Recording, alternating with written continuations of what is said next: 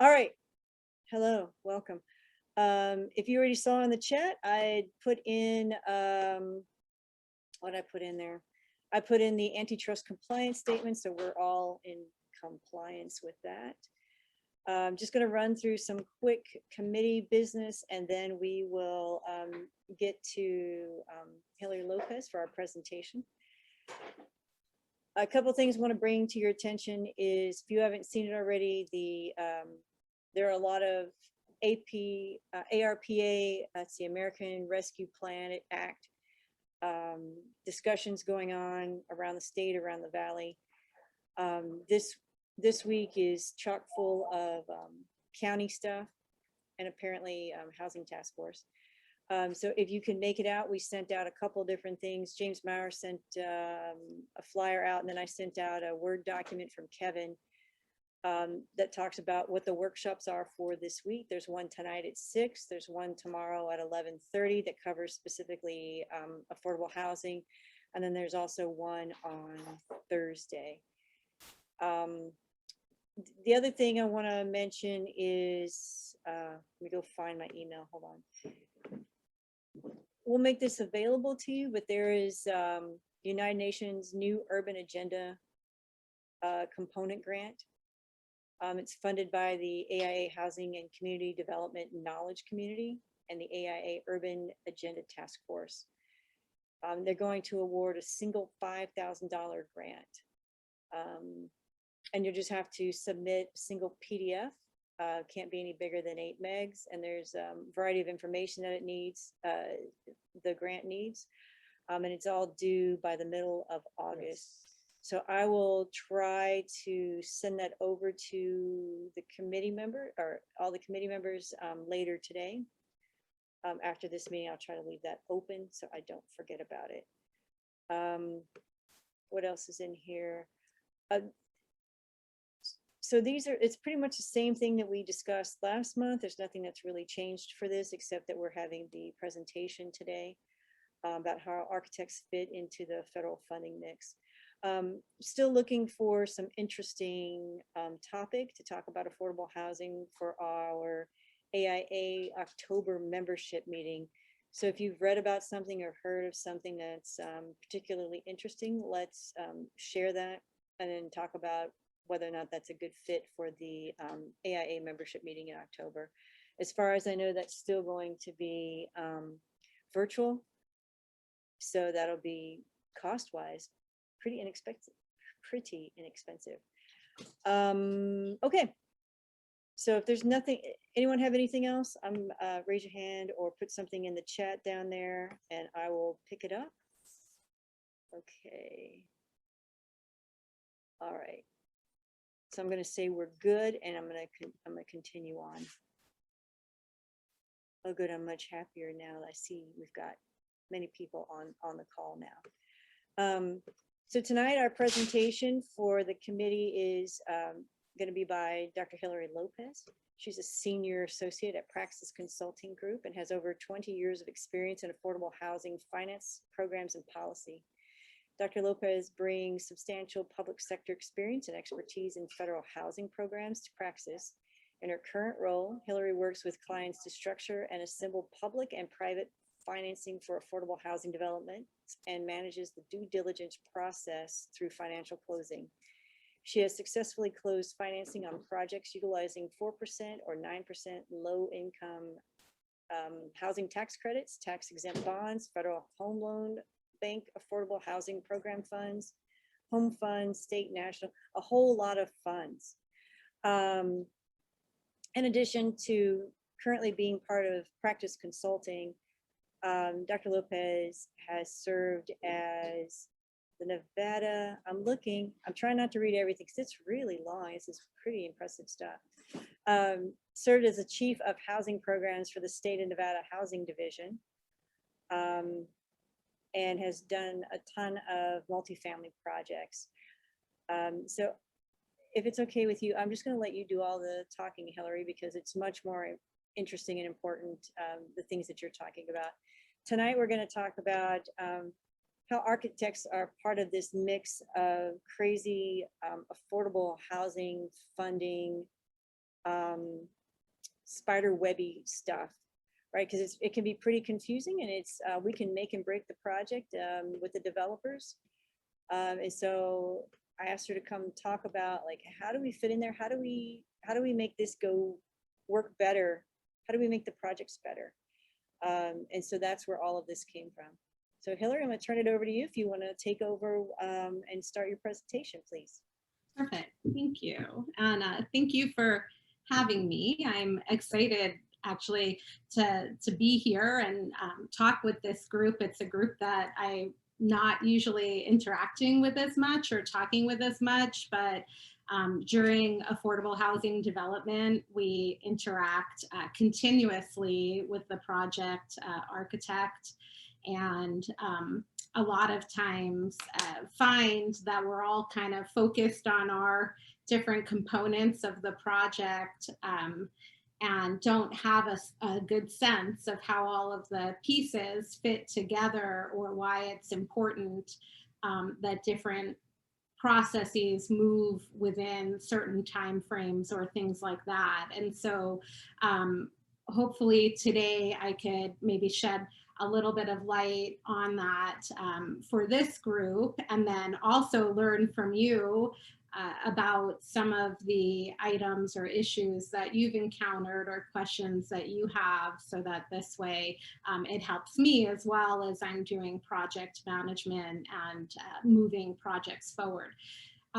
As Monica mentioned, I work at Praxis Consulting Group, and we're a Reno-based affordable housing development finance consultant, and we work with both nonprofits, for-profits, and housing authorities across not only the state of Nevada, but a lot of the western states. So we have projects in Arizona and New Mexico, Washington State, Utah, Montana. And one thing that I will tell you is what I'm talking about tonight, in some instances is going to be specific to Nevada, because each state has little nuances, I would say, to their processes and timelines. And so it is a little bit of a learning curve in each state that you're in. But what I'm going to detail tonight is kind of more particular to the timeframes and timelines that we work on throughout our state.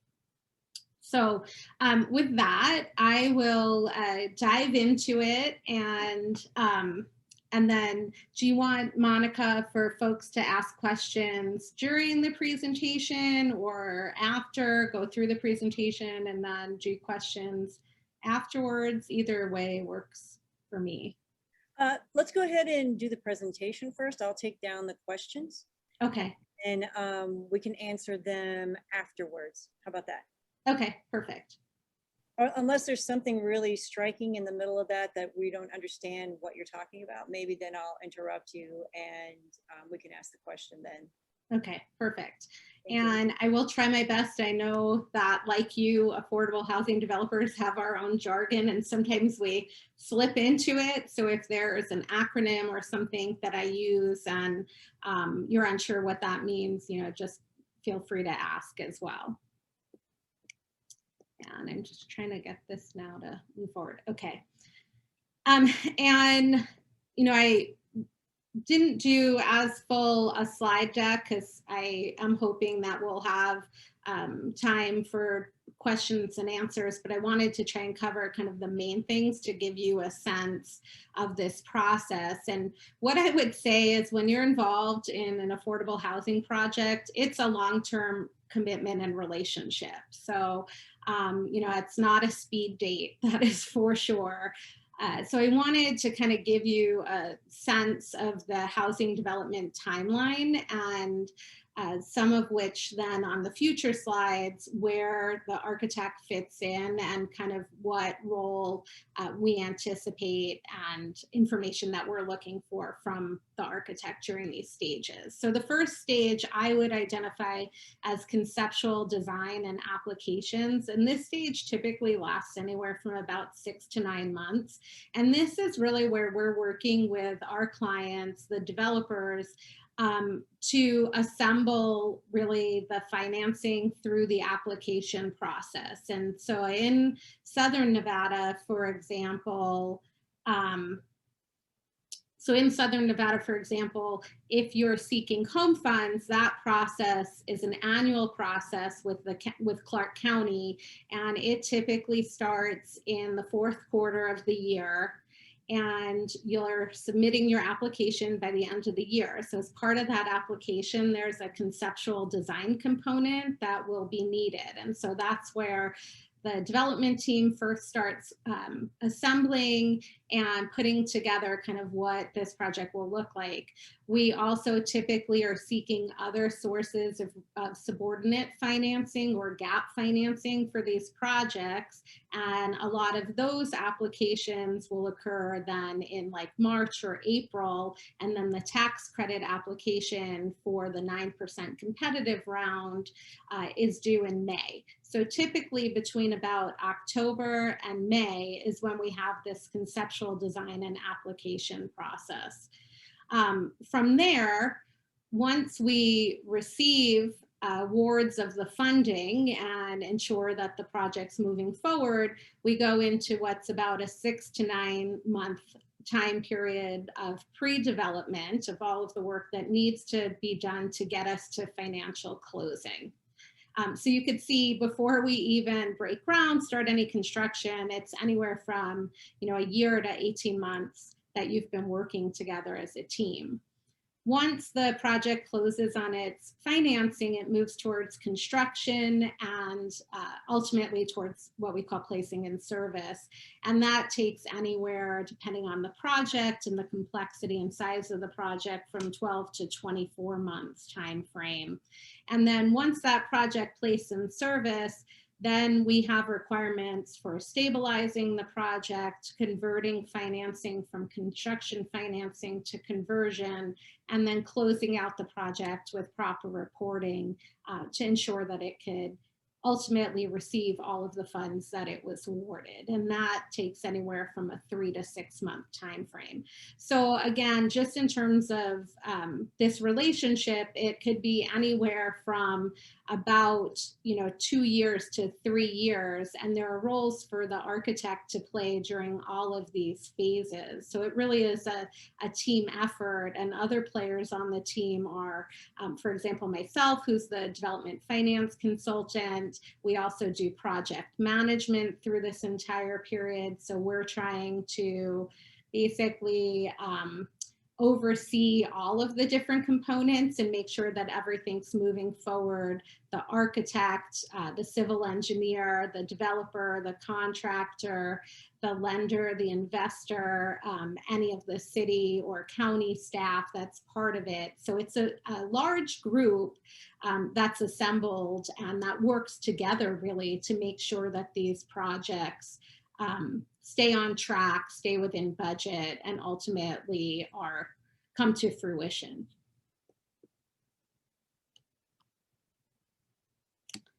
Sorry, there we go. So just in terms of kind of setting the stage, most of the affordable projects in the state of Nevada have 2 main sources of federal funding that are involved in those projects.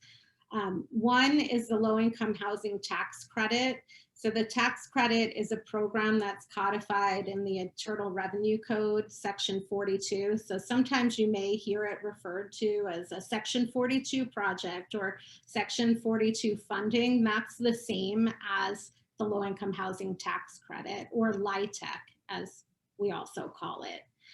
The way that a project gets LIHTC funding is it receives an allocation of tax credits through the State Housing Finance Agency within the state of Nevada.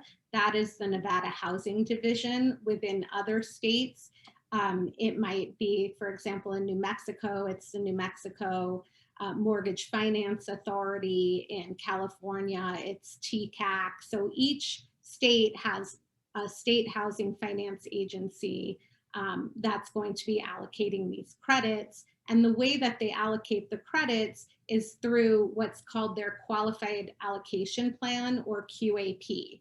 And every either year or 2 years, that state housing finance agency will hold a series of public hearings where they go through what criteria is included in their qualified allocation plan so that all developers are aware and have a level playing ground. And this would include the goals, the public policy, objectives for projects. It would include how the threshold items that you have to meet, as well as any items that you could get preference points for. And in the 9% LIHTC, it's competitively awarded. And within our state, we typically, in the past, have received around $3 worth of demand for every dollar of LIHTC that's available. So it has been competitive in past years. More recently at the federal level, they increased the amount of allocation to each state. And so we've been able to move more projects forward, and that's been great news. The 4% low-income housing tax credit, those projects still have to comply with the qualified allocation plan, but the State Housing Finance Agency has more flexibility in terms of the items that were identified for preference, because it's a non-competitive award, and it's basically automatically allocated to eligible projects that receive tax-exempt bond financing.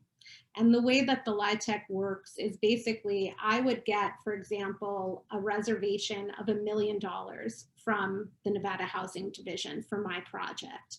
I go out and I market that to an investor. An investor says, I'm looking for X% yield on an investment. So I'm willing to pay 90 cents on the dollar for this tax credit. So they then provide you basically $900,000 in equity in installments that are identified based on certain milestones to invest into the project. And in return, that investor is able to take a dollar for dollar tax credit off of their federal income taxes. And it's the amount of your allocation per year for 10 years. So that $1 million that I received from NHD, that's worth $900,000 at 90 cents, is actually worth $9 million over 10 years. So they provide $9 million of funding towards my project, and in return, they get that tax credit at the federal level.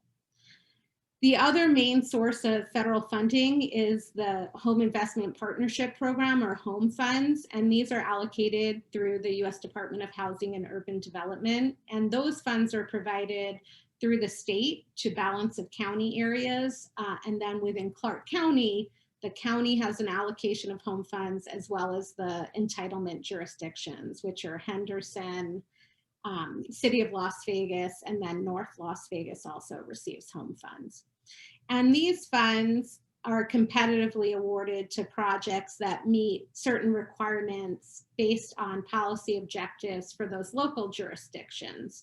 So we like to see the local objectives align with the state objectives, and for the most part they do, but there are times because of the funding that those are different, or there are some nuances between the funding sources. And the home funds really provide that but-for gap financing to the project. So now that I've just kind of given a sense of the time frame and some of the funding that we're going after, I wanted to kind of dovetail into kind of the role of the architects during this first phase, which is the conceptual design and application phase. And really during the conceptual design, what we're looking for is to work with the architect and the design team to identify what type of project is going to be built. Is it going to be a multi-story building? Is it going to be duplex? Is it going to be corridors, interior corridors, elevator building, those types of things? And then what population are we trying to target? So for example, are we looking to do senior housing with smaller units or family housing with larger units? As part of applications, we'll need a conceptual design package which shows proposed elevations, the unit layouts, and then the space planning, where different amenities will be both within the units as well as for the project as a whole. And then all of the applications require that you have zoning as a minimum threshold. So we look for the architect and design team to work with the developer to ensure that there's initial meetings with staff and that the zoning has been met. Also, during this time, we're working with this team to determine the amenities and the amenity package. And one thing that I think is really important and where it's very helpful to ensure that the architect is aware of what amenities are being selected, because once we put in an application and select these amenities to garner these preference points to be awarded an allocation, it's very hard on the back end to change those, because ultimately, you know, you're not, trying not to change a project in a way that would have affected scoring. There are times that the division will work with, or the county will work with developers if there is a unforeseen reason as to why a certain amenity or other element can't be implemented. But ultimately, they're looking for, if this is what you're selecting, this is what's going forward. So it's really important that we're not selecting amenities that, you know, can't fit within the space of the project, or don't blend with the design of the project, or the roof wasn't designed for solar and there's no other space to put the system, those types of things. Other requirements too, a lot of times we're taking points for smart design elements that we're saying are attainable, and it's really helpful for the architect to understand that we were planning solar for this project, or looking for LEED certification or enterprise green certification, because again, the project has to be designed with these things in mind. We're looking for you to provide cost estimates for your architecture and engineering fees, permit and impact fees. So those are places where we have less expertise. We try and look at last projects or similar projects to get estimates. And also for you to understand that these projects are also budget constrained. There are maximum costs that we have to stay within. And so what you're able to charge on a commercial project, you may not be able to receive that same type of compensation for an affordable housing project, because we just don't have the budget available to do that. There'll be a variety of required certifications and application forms during this time that the architect will be required to complete and provide. And then just the other thing that I would say is we're always trying to have everyone be aware of timelines. So obviously there are deadlines for the applications. We're backing into deadlines for packaging items for the applications. Sometimes you'll find that we're asking for things in a very quick turnaround, and you know, we apologize for that. There's a lot of moving parts, and sometimes things are moving till very late in the process, but we're always trying to have everyone be aware of like the critical path schedule. As we move on from applying for the funding to receiving the funding, we actually during this pre-development phase have a lot of tracks that are going forward simultaneously. So we have the plans and permitting track, which is really where the architect kind of takes the lead and runs with it. But some of the things that we have to look out for as pitfalls are if the process is taking longer than anticipated, or unforeseen issues are arising that delay the review and permit process, that could be trouble for the project. It could cost the project to not meet its closing deadlines, which jeopardizes funding. It could cause delays in construction, which then cause back-end delays, which also could cause downward adjusters for the project and mean that they'll get less equity financing from the investors so that they can maintain their initial yield, those types of things.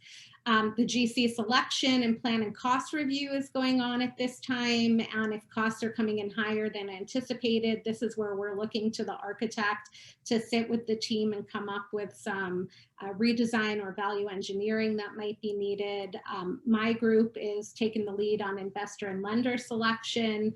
We're moving through the due diligence and underwriting process with the selected investor and lender. We're looking to you as part of that process to provide materials on your firm, on your license, on your insurance, assigning things to the new project owner as part of that closing. And then also, like I said, with the financial closing, if some of these things start getting delayed, we're looking at them missing deadlines, which could jeopardize the funding, have funding rescinded, or could impact that yield again, because as we push things out, it changes their yield and their pay-in schedule. And ultimately that impacts the developer because then they get less money than they anticipated into the project, and the only other source is then to either defer more fee or to put in some of their own financing. As we move into construction, there's a couple of different roles.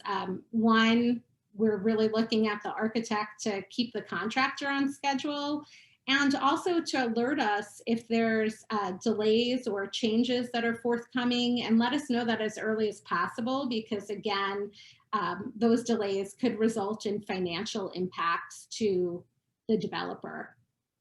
Monitor the construction, ensure all key design and funding requirements are being met. So ultimately at the end of the project, we're looking to you to kind of sign off and make sure it's 504 compliant, that all of the energy requirements were met for the housing division that are required, that any amenities that we had said would be in the project have actually been constructed and are available in the project. And then, as I mentioned, just to ensure compliance to the plans and specifications. It's really important that we communicate during this time frame. I know you're working with the developers typically during this time frame, but also as a team that we're still checking in, because if there is a required element that has to be changed, it could be deemed a material change from an application and funding standpoint. And those material changes require different approval processes, which could add time or money to the project.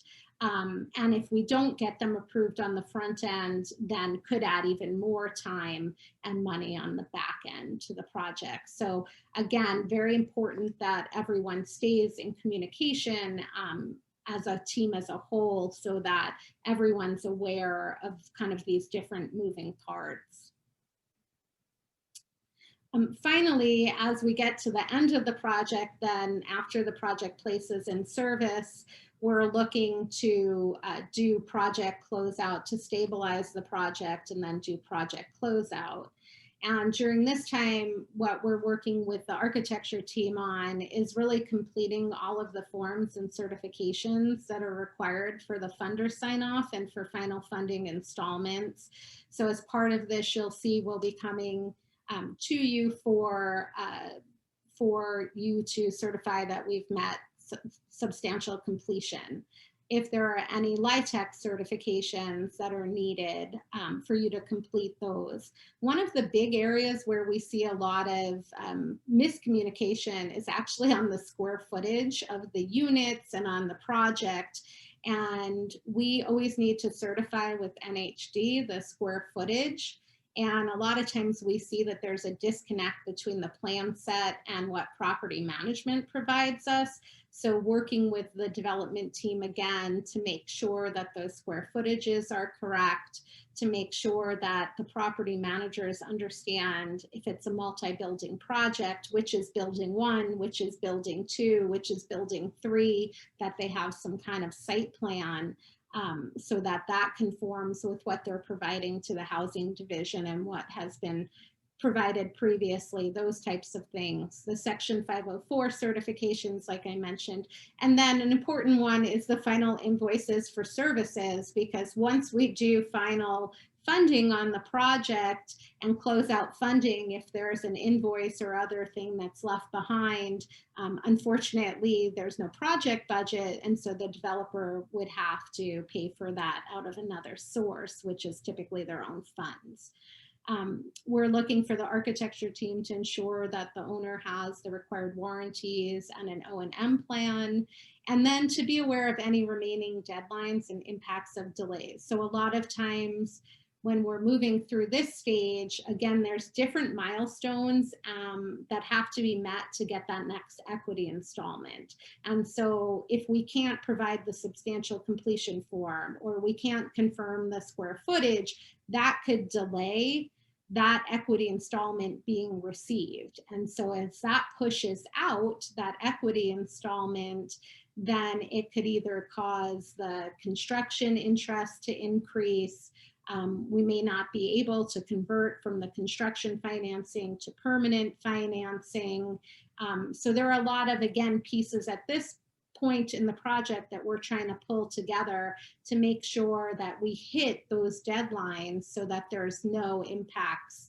At the 9% LIHTC level, the project only gets a certain amount of time to construct, place in service.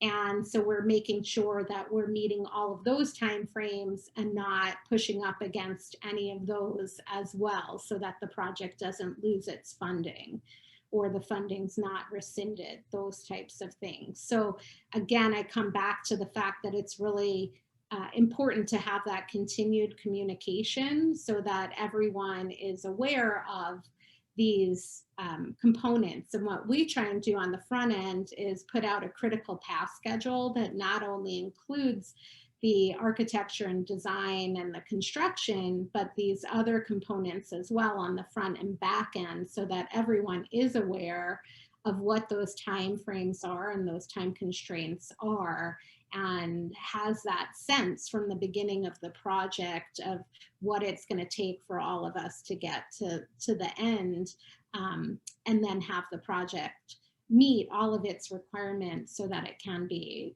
a long-term asset for our community.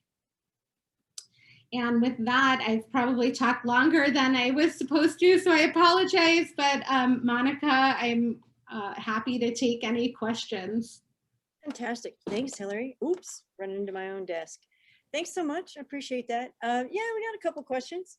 And then I just put in for a reminder, if anyone else has a question, you can either put it here in the chat, we'll all see it, or if you're shy, you can do it anonymously in the Q&As, like I've been drinking. And I'll pick it up there and I'll read it from there. So Rick had a couple questions. I don't know, did Hillary answer your questions? Because you did ask about sustainable design and LEED certifications. How does that tie into public financing or for affordable housing projects? Is that a common thing? So it depends on the funding source. So for the state of Nevada, for both the home funds as well as for the LIHTC funds and bond financing, there's no requirement within our state for LEED certification or Enterprise Green or any of those certifications. The state actually has its own energy requirements, which we're required to fulfill. But for federal home loan banks, affordable housing program funding, we do get points if you have either LEED certification, Enterprise Green certification, or if it's a rehab, if you're meeting different HERS standards. And so sometimes if we're going after that source of funding, we will try and incorporate one of those certifications into the project. And again, it's just important for everyone to be on the same page at the front end, because there is front end work that has to be done for those certifications. And sometimes if those funds then don't come through and the project's proceeding without them, we need to work with the architect to figure out how to back out some of those components, since there's not a real need for the certification or design without going for the actual certification. Okay, cool. Is that it? Is that it, Rick? Is that good? Anything else on that? He does have another thing, but before we move into that other question, I want to make sure we're okay there. Ah, very good. Okay, thanks, Kelly. Okay, and Rick is good for that question. So another question from him is, are there financial resources available for smaller projects? You know, like maybe something that is 10 to 20 unit apartment or duplex projects. Also, can financing be applied to multiple projects on different sites? So in terms of the latter part of the question, yes, the financing could be applied to projects that are on different sites. And we've done that in rural areas in the past, not as much in the urban areas, just because the scale of the project versus the financing, it's usually like a 9% award down in Clark County these days with construction costs could really only support up to about 60 or so units. It used to be 100, then it was 80, and now based on construction and other costs, we're down to about 60 units. For bond financing, the sweet spot is anywhere typically about 100 to 250 units.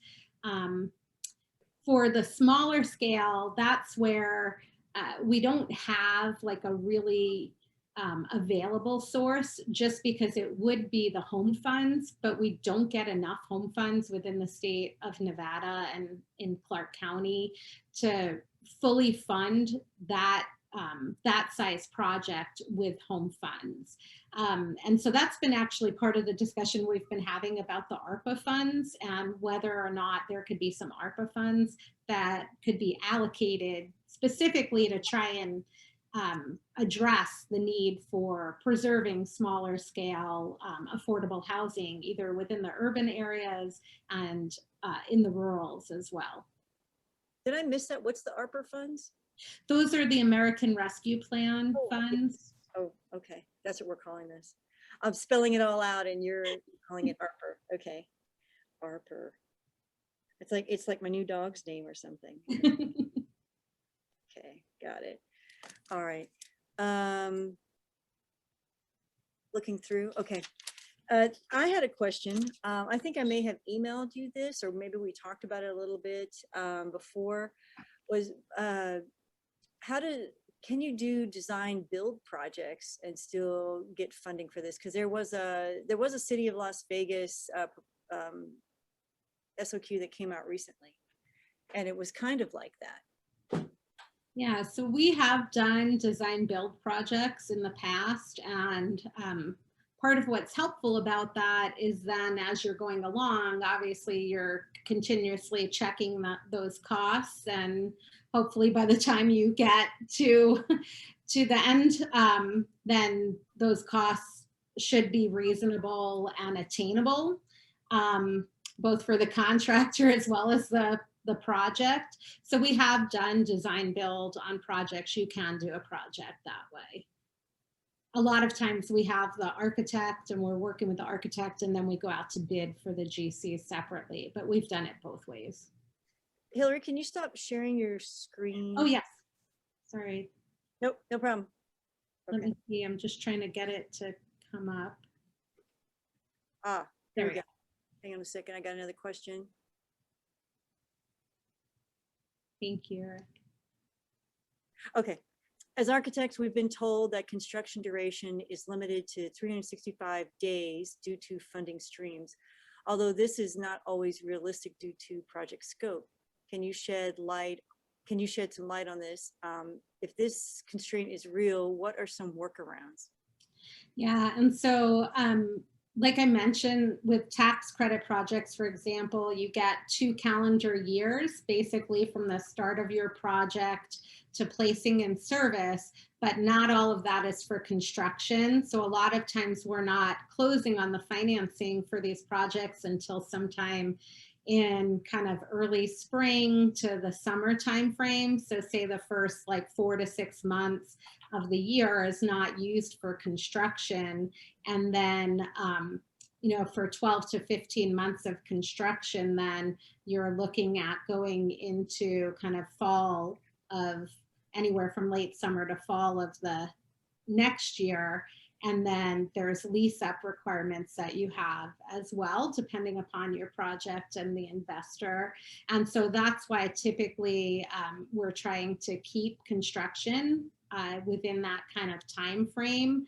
But depending on the scope of the project and the size of the project and the financing for the project, if it's 4%, if it's a multi building project, all of those things will play into that timing of the project. But typically for a 9% project, especially where there's one building, we're looking for like a 12 to 15 month construction period.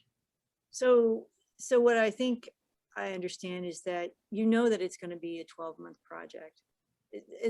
Or maybe sometimes there are cases when maybe some other developer is not so experienced and they think it can be 12 months, but it's just, there's no way to make it 12 months. Maybe that's where we're having that little disconnect. Yeah, and so I would say, like, that's definitely one of those areas where you have to have a discussion, because we don't want to be promising 12 months construction for the investor and lender, and they're basing their equity pay-in schedule and their yield based on that time frame. But then, you're sitting there and thinking, there's no way this is getting done in 12 months. This is easily a 14 to 15 month construction period.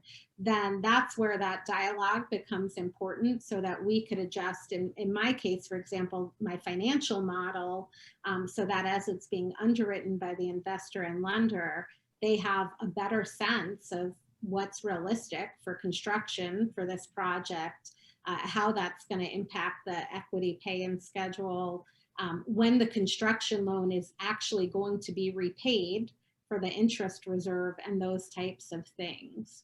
So it's definitely an item where you might see, my performer might say, yeah, it's a 12-month construction schedule, but then as we get more involved in the project, it's clear that it really needs to be 14 or 15 months. And that's something, though, that needs to be decided and shared during that pre-development time frame. But you can fix that. You can address that and adjust it, is what I think I'm hearing. You just need to know. The easiest place to adjust it is in that pre-development time frame before you get under construction. Now, there's always, unfortunately, unforeseen things that come up that could delay construction, but then we're trying to figure out, how do we get back on track as quickly as possible? Right. And that's always a little scary too. I don't like that either. Let's see. Anyone else got any questions? I'm looking through a couple of other things. So what about multi-phased projects? Can you do multi-phase projects and still get the funding? Is that multiple sets of funding? And is that not doable because it's just like a crazy way to put your financing together? So we could do multi-phase projects, and you'll see actually a lot of developers down in Southern Nevada do multi-phase projects. It is different financing. So if you have the first phase is, say, 60 units and you're coming in for 9% tax credit financing, you're getting financing, all of your financing, the tax credit, the home funds, everything's for that first 60 units. Then if you want to do a second phase on that same parcel of another 60 units, and the project was designed to accommodate that, and that's another discussion that we like to have on the front end, is like, hey, is there enough room for a phase 2? Let's design phase 1 so that phase 2 could be easily accommodated. But then we are going back through the funding cycles to get new financing for that second phase. And sometimes in order to garner enough points, we're having to either do different amenities or repeats of amenities to score competitively enough to be able to finance that second phase.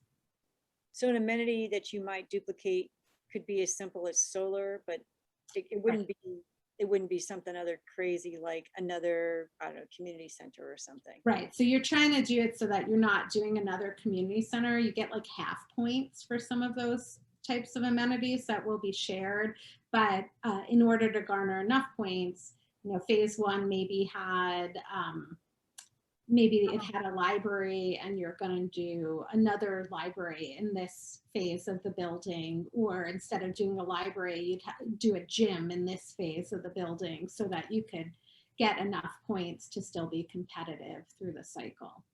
Okay, cool. I got that.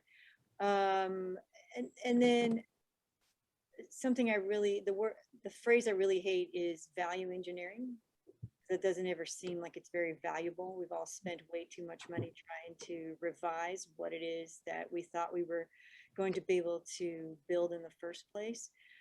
Is there, what am I looking for here? Like, how does that work out? Does everybody lose money on that? Because it always seems like the architect is definitely losing money. Architect and engineers are losing money on that. Yeah, so unfortunately, like I said, these projects are kind of cost constrained and resource constrained. Like there's only a certain amount of funding that they have, and they have to bring them in within a reasonable budget. And so, a lot of times when we're doing value engineering, it's the hard costs are obviously being reduced. That's where we look to first. The GC is part of that. Their fees are being reduced because the construction cost has gone down. We don't typically, I will be honest, we don't typically see that that the architect fee is revised for that. The architect is definitely a part of that. We don't necessarily see, though, additional services or costs for participating in that exercise either. So I think what brought that to mind was not only VE, but 2021 is a very tough year. Some crazy numbers coming out of construction, right? And the contractors can't necessarily help that. It's just resources.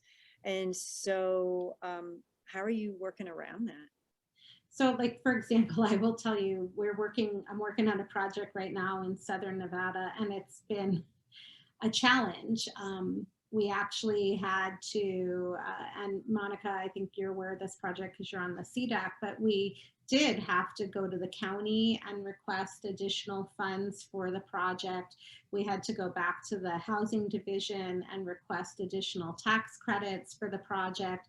We still had to work with the project team to make changes to the design, to cut the construction budget.